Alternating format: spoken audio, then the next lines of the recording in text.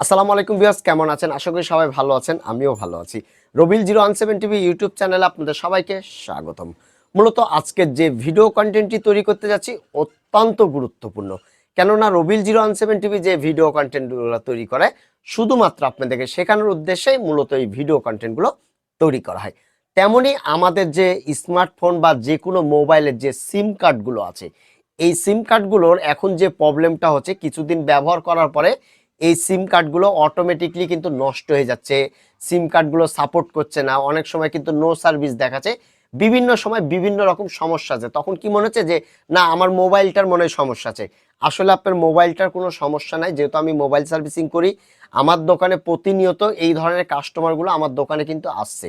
তো ভাবলাম যেহেতু আমার দোকানে এই ধরনের কাস্টমারগুলো আসছে, এই প্রবলেম ফেস করছে, তো ভাবলাম যে আমি আমার সাবস্ক্রাইবারদেরকেও জানাই দিই। তাদেরও সবাই তো আমরা মোবাইল ব্যবহার করি, আর সিমও সবার কাছে 2টা 3টা 4টা কিন্তু থাকে। তো আজকের ভিডিওটি যদি কন্টিনিউ করা হয়, আমার দৃঢ় বিশ্বাস যে নষ্ট মোবাইলের সিম নিজে বাসা বাড়িতে খুব সহজে রিপেয়ার করা যাবে। আর ভিউয়ার্স, যে কথা না বললেই নয়, যারা এখনো চ্যানেলটি সাবস্ক্রাইব করে দয়া করে চ্যানেলটি সাবস্ক্রাইব করে পাশে থাকা বেল আইকনটি প্রেস করুন। আর যারা অলরেডি চ্যানেলটি সাবস্ক্রাইব করেছেন তাদেরকে অসংখ্য অসংখ্য ধন্যবাদ। তো চলুন ভিউয়ার্স, আমরা দেখি যে নষ্ট মোবাইলের সিমগুলো কি করে বাসা বাড়িতে আমরা রিপেয়ার করতে পারি। যেটি বললাম যে সিমগুলো, আসলে আমার হাতে কিছু সিম দেখতে পাচ্ছেন।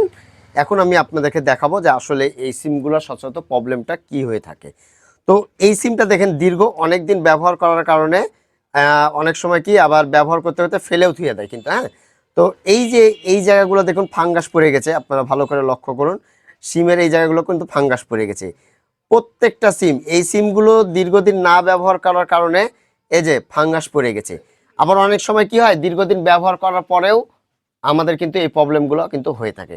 তো প্রথমে আমরা যে কাজটি করব সেটি হলো, এটি করার জন্য আমাদের লাগবে হলো একটা ব্লেড, একটা সুই। এই যে ব্লেড, সুই, ব্রাশ, আর এই হলো থিনার। এই এনসি থিনারগুলো আপনারা যে কোনো হার্ডওয়্যারের দোকান থেকে টিনের এনসি থিনারগুলো নিলেই হয়ে যাবে। তো প্রথমে আমরা যে কাজটি করব সেটি হলো যে আমরা একটু ব্রাশে থিনার নিয়ে নেবো। আমরা একটা সিম দিয়ে আপনাদেরকে দেখাবো, আশা করি ইনশাল্লাহ হবে, কেননা আমাদের দোকানে প্রতিনিয়ত এই ধরনের সমস্যা কিন্তু আমাদের দোকানে আসে। আর যেগুলো আমরা সার্ভিসিং করি, যেগুলো হয়, সেগুলাই চেষ্টা করি আপনাদের মাঝে শেয়ার করার। আমরা এই যে সিমটা এবার ধরবো, ধরে সিমটা ওয়াশ করে নিব। এখন অনেকজনের প্রশ্ন হতে ভাই, এটা বাচ্চাদের যে রাবার আছে, এই রাবার দিয়েও পরিষ্কার করা যাবে কিনা? হ্যাঁ ভাই, এটাও পরিষ্কার করা যাবে, আপনারা চাইলে সেই রাবার দিয়েও পরিষ্কার করে নিতে পারেন।